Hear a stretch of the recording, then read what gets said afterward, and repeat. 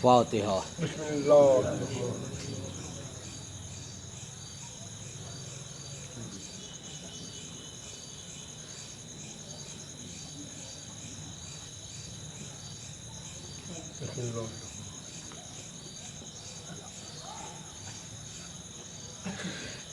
لا حول ولا قوة الا باللہ العلی العظیم۔ اعوذ باللہ من الشیطان اللعین الرجیم۔ بسم اللہ الرحمن الرحیم۔ الحمد للہ الذی ہدانا لہذا وما کننا لنہتدی لولا ان ہدانا اللہ۔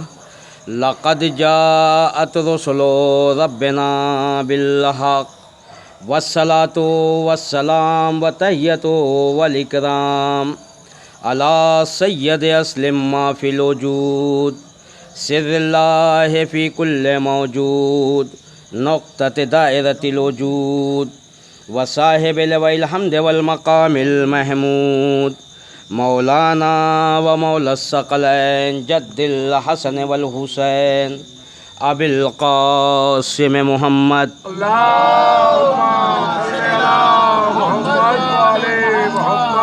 وعلی اہل بیت الطیبین الطاہرین المعصومین المظلومین ولعنۃ اللہ علی اعدائہم من یومنا ھذا الی قیام یوم الدین۔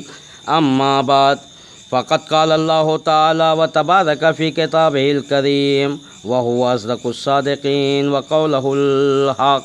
بسم اللہ الرحمن الرحیم۔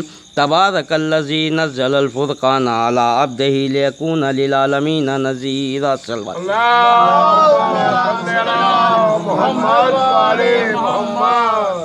حاضرین گرامی قدر، ماتم داران سید الشہداء، چند لمحات آپ کے سامنے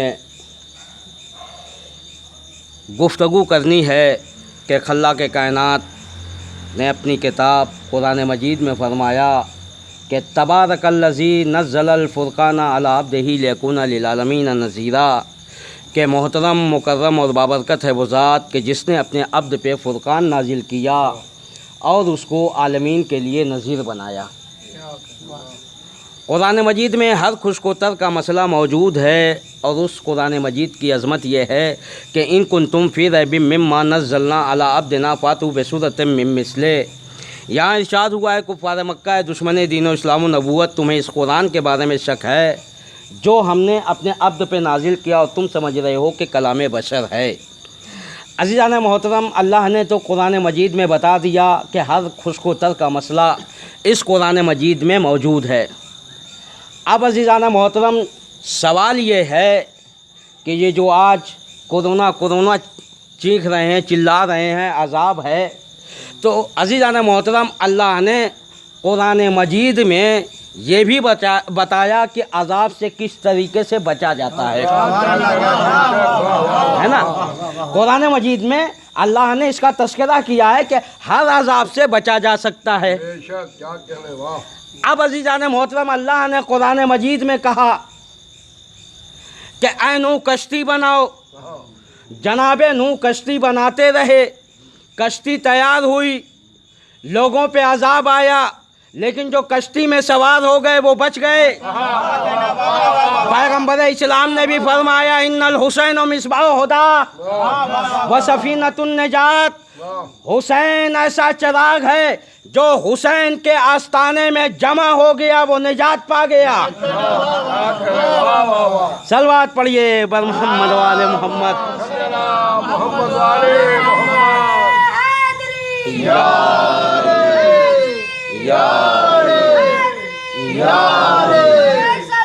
اللہم صلی اللہ محمد و آل محمد۔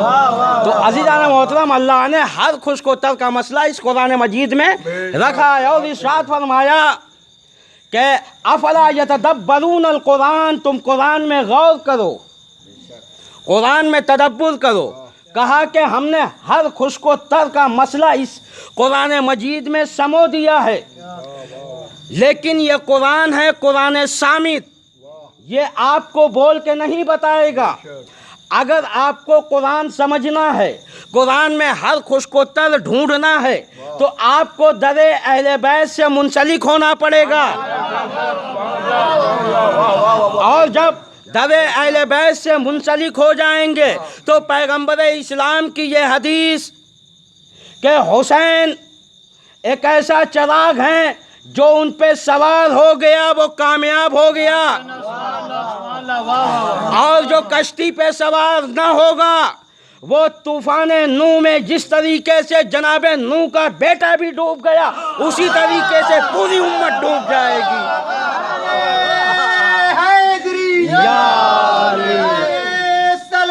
اللہم صلی اللہ حسینیت زندہ باد، حسینیت زندہ باد، یزیدیت مردہ باد، یزیدیت مردہ باد، دشمنان اہل بیت پر، دشمنان عزاداری پر، دشمنان تعزیہ داری پر، دشمنان علمداری پر، لعنت بے شمار۔ تو عزیزان محترم، اللہ نے قرآن مجید میں ہر خوشکوتر کا مسئلہ موجود رکھا ہے۔ اب ہمیں وہاں تک پہنچنا ہے۔ اب اللہ نے پھر قرآن مجید میں دوسری آیت میں سورہ یاسین کی آیت میں اللہ نے کہا کہ کل شیء فی احصیناہ فی امام مبین، کہ ہم نے پوری کائنات کا علم امام مبین میں رکھا ہے۔ اب عزیزان محترم، امام مبین کون ہے؟ جس کے لیے اللہ نے پھر قرآن مجید میں فرمایا کہ اے رسول ان مشرکوں سے کہہ دیجئے، ان کافروں سے کہہ دیجئے کہ میری گواہی کے لیے ایک اللہ کافی ہے، اور دوسرے وہ جسے ہم نے قرآن کا پورا علم عطا کیا۔ صلوات پڑھیے بر محمد و آل محمد۔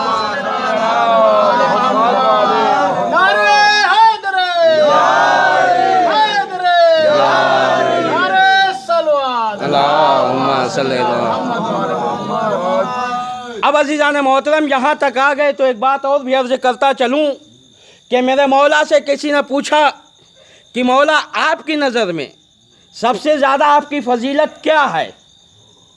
کہا آپ کی نظر میں آپ کی فضیلت کیا ہے؟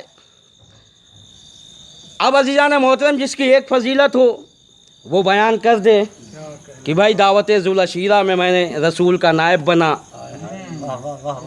یا منزل اور آگے بڑھی کہ میں تمام جنگوں کا فاتح بنا،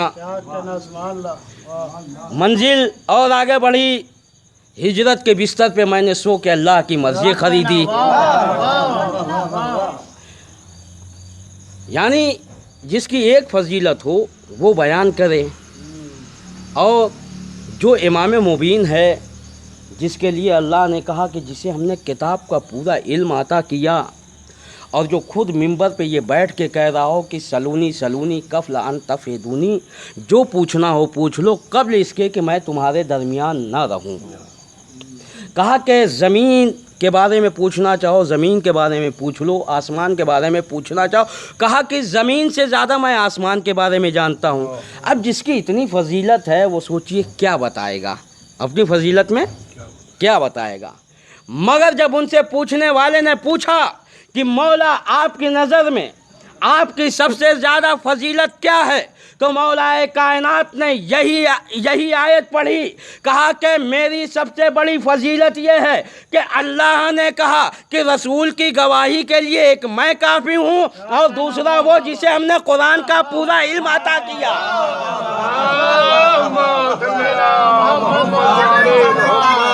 علی علی علی علی علی علی علی علی علی علی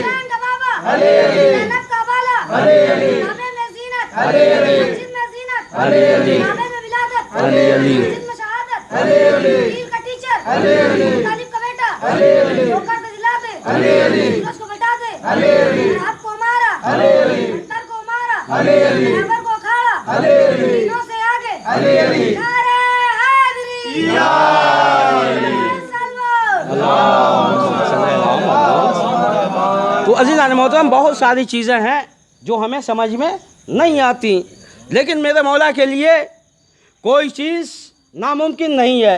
अब अज़ीज़ान मोहतरम एक चीज़ आपको बताएं कि आपने बारहा सुना होगा कि ज़मीन के अंदर बहुत ज़्यादा ख़जाने हैं, है ना, ज़मीन के अंदर। और अक्सर आप ये न्यूज़ वगैरह में भी देखते होंगे कि कहीं किसी के मकान से ख़जाना निकल गया, कहीं खेत से ख़जाना निकल गया, कहीं।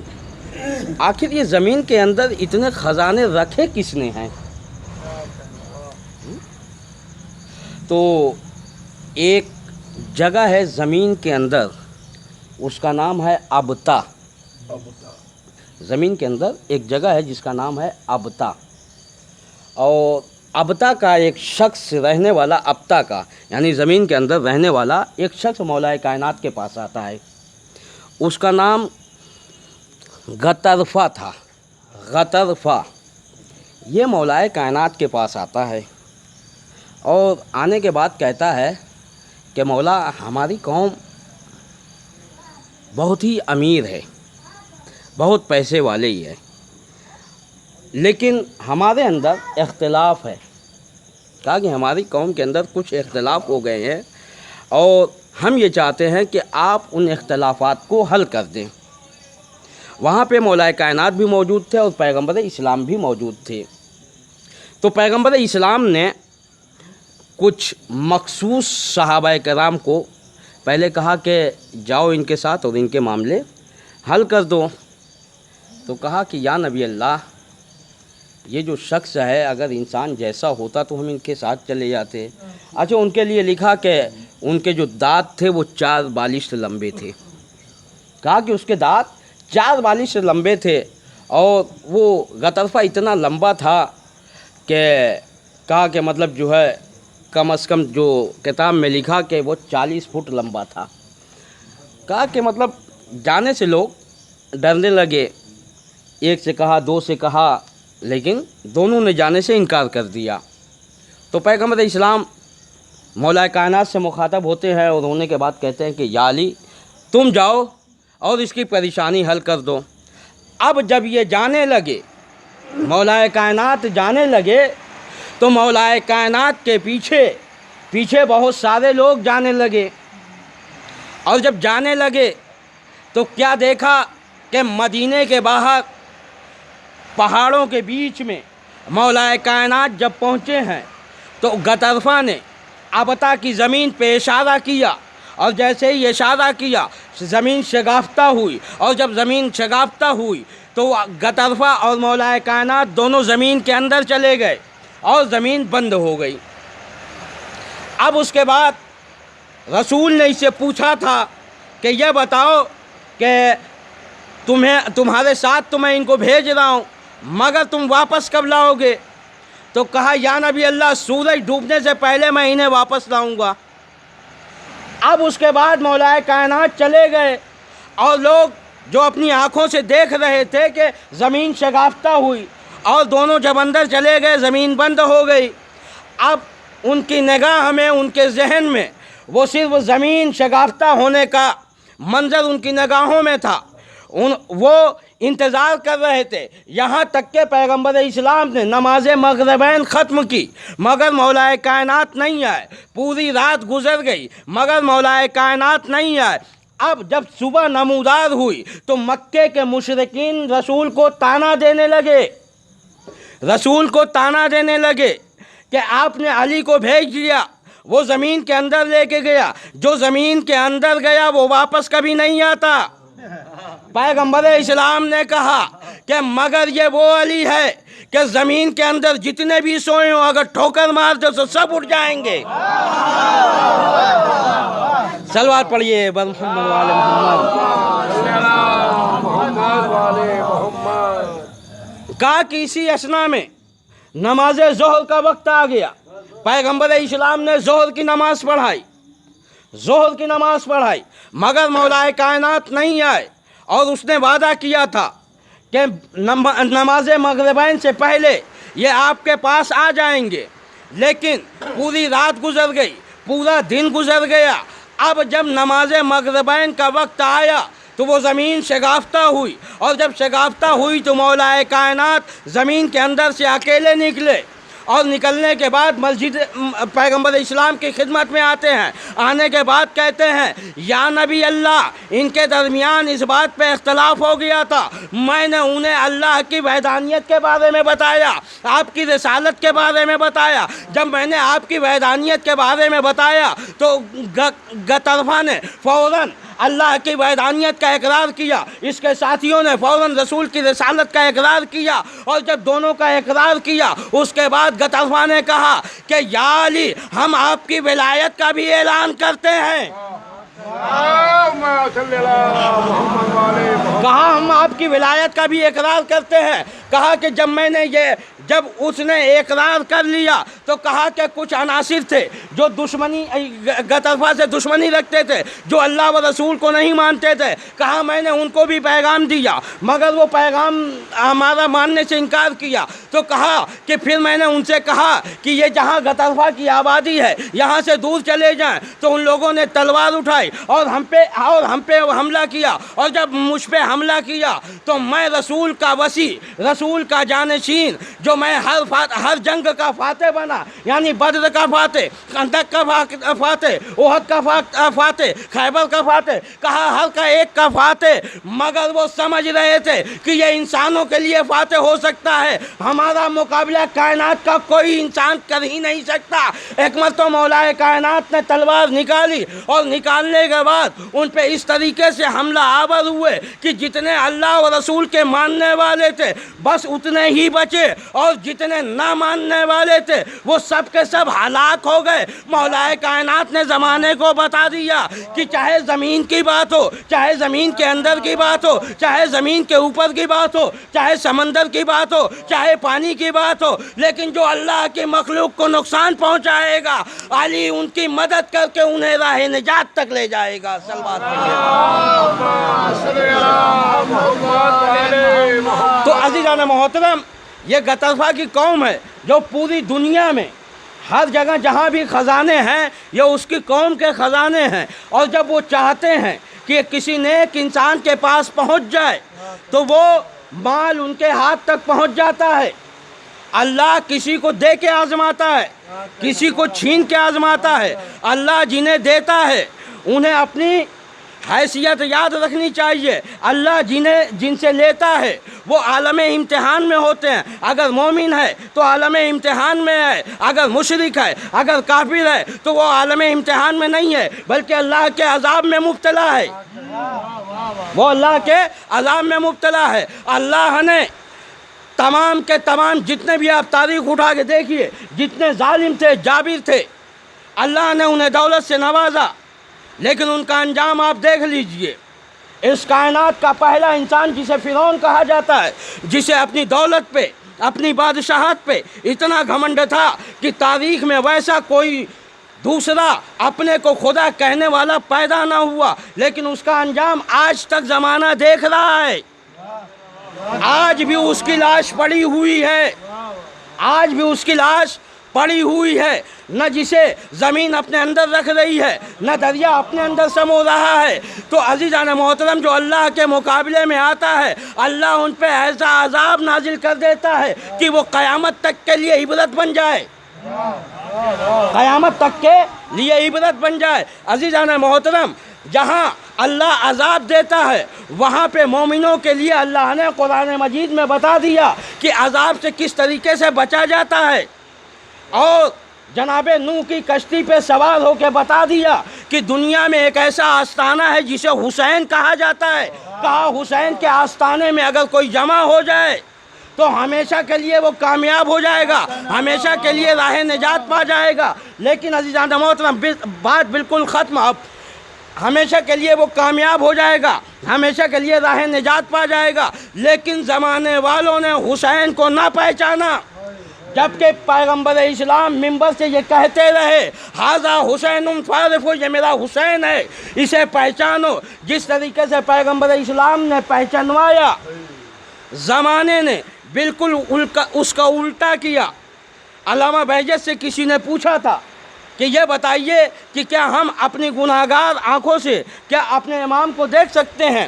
تو امام نے کہا کہ علامہ بہجت نے کہا کہ دیکھنے کے لیے انسان کے پاس معرفت ہونی چاہیے، معرفت کے لیے انسان کے پاس علم ہونا چاہیے، جس کے پاس علم ہوگا اس کے پاس معرفت ہوگی، اور جب معرفت ہوگی تو وہ اپنے زمانے کے امام کو جب بھی دیکھے گا پہچان لے گا۔ ورنہ کربلا میں شمر بھی امام کو دیکھ رہا تھا، کہا علم نہیں تھا، معرفت نہیں تھی، اور قتل حسین پہ آمادہ تھا۔ کہا صرف آمادہ نہیں تھا، بلکہ جب امام گھوڑے سے زمین پہ آئے ہیں تو یہ اپنے پہلوانوں سے کہہ رہا ہے کہ اگر حسین کے سر و تن میں جدائی کر دو تو تمہیں ہم یہ انعام دیں گے۔ لیکن تاریخ نے لکھا کہ ایک بصرے کا پہلوان تھا جو آیا تھا، جب وہ گھر سے نکلا تھا تو اس کی بیٹی نے کہا تھا کہ بابا آپ جنگ میں جا رہے ہیں، اور جب آپ جنگ میں جا رہے ہیں تو یاد رکھیے کہ میرے لیے ایک انگوٹھی لائیے گا۔ ایک مرتبہ بصرے کا جو پہلوان تھا وہ قریب جاتا ہے، جب امام گھوڑے سے زمین پہ آتے ہیں تو وہ بصرے کا پہلوان قریب جاتا ہے تاکہ امام کے سر و تن میں جدائی کرے، لیکن جیسے ہی قریب جاتا ہے وہ کیا دیکھتا ہے کہ یہ حسین جو اتنے زخم کھا چکا، جس کے لیے میر انیس نے کہا کہ 1900 زخم تھے، تنے چاک چاک پر زینب نکل حسین تڑپتا ہے خاک پر۔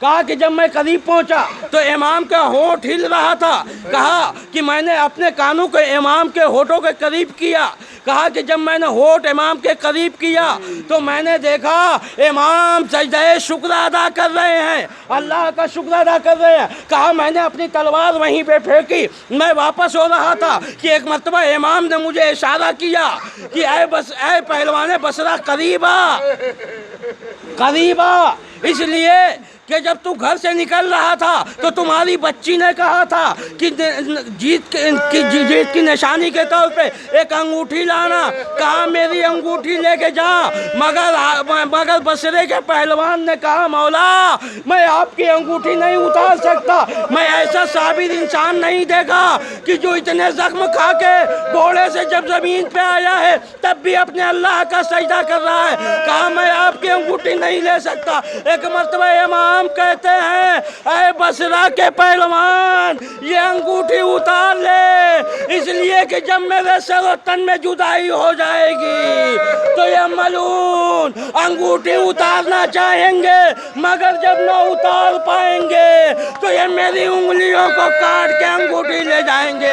اجرکم اللہ، وہ حسین اتنا صابر انسان جو ایک پہلوان آیا تھا اپنی بچی سے وعدہ کر کے، آپ سوچئے کہ ایک حسین کی بیٹی بھی ہے جس کے لیے امام بندے لائے تھے، وہ اپنے کانوں میں بندے پہنے ہوئی، جب بعد شہادت امام حسین جب وہ بچی یتیم ہو گئی تو کوئی پرسہ دینے والا نہیں تھا، بلکہ جو آ رہا ہے وہ تماچے مار رہا ہے، کوئی سکینہ کے کانوں سے بندے چھین رہا ہے، کوئی نیزے سے وار کر رہا ہے۔ اجرکم اللہ، خدا آپ کو کوئی غم نہ دے سوائے غم مظلوم کربلا کے۔ عزیزان محترم، یہ سکینہ نے منظر کس طریقے سے برداشت کیا ہوگا کہ جب اس کے بندے چھینے جا رہے تھے۔ عزیزان محترم، تاریخ نے لکھا یہ بچی بابا بابا کہتی ہوئی مقتل کی طرف چلی گئی۔ ہاں، جب شام غریبہ میں جناب زینب نے جب بچوں کو شمار کیا تو اس میں جناب سکینہ نظر نہ آئی۔ ایک مرتبہ جناب زینب مقتل کی طرف جاتی ہیں، سکینہ سکینہ آواز دیتی ہوئی آگے بڑھ رہی ہیں، ایک کٹے ہوئے گلے سے آواز آئی، اے میری بہن آہستہ، میری بچی تھک کے میرے سینے پہ سو گئی ہے۔ وَسَيَعْلَمُ الَّذِينَ ظَلَمُوا أَيَّ مُنقَلِبٍ يَنقَلِبُونَ إِنَّا لِلَّهِ وَإِنَّا إِلَيْهِ راجعون۔ ماتم حسین۔